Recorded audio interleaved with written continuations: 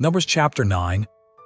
Thus the Lord spoke to Moses in the wilderness of Sinai, in the first month of the second year after they had come out of the land of Egypt, saying, Now let the sons of Israel observe the Passover at its appointed time.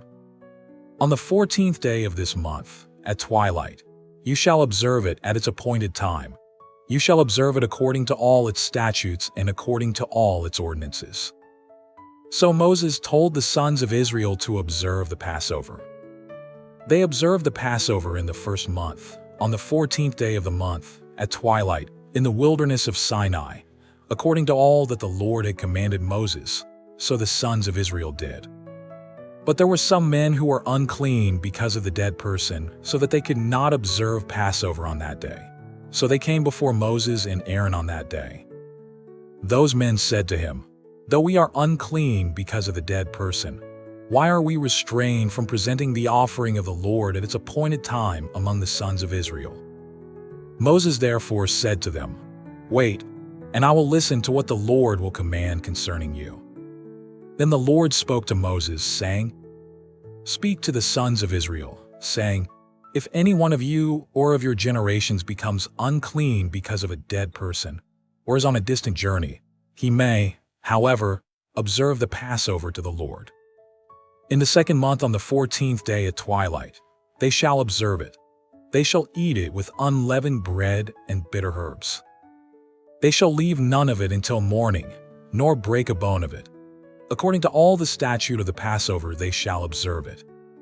But the man who is clean and is not on a journey, and yet neglects to observe the Passover, that person shall then be cut off from his people, for he did not present the offering of the Lord at its appointed time. That man will bear his sin.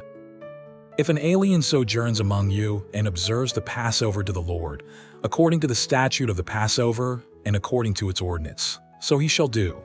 You shall have one statute, both for the alien and for the native of the land.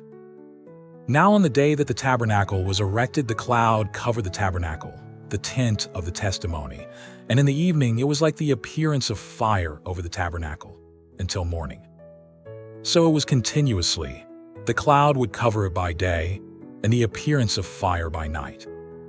Whenever the cloud was lifted from over the tent, afterward the sons of Israel would then set out.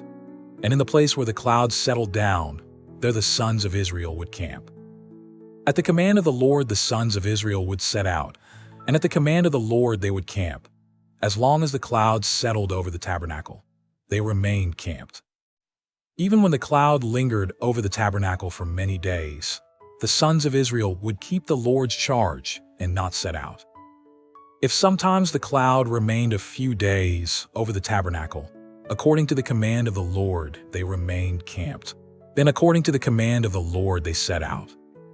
If sometimes the cloud remained from evening until morning, when the cloud was lifted in the morning, they would move out. Or if it remained in the daytime and at night, whenever the cloud was lifted, they would set out. Whether it was 2 days or a month or a year that the cloud lingered over the tabernacle, staying above it, the sons of Israel remained camped and did not set out. But when it was lifted, they did set out. At the command of the Lord they camped, and at the command of the Lord they set out. They kept the Lord's charge, according to the command of the Lord through Moses.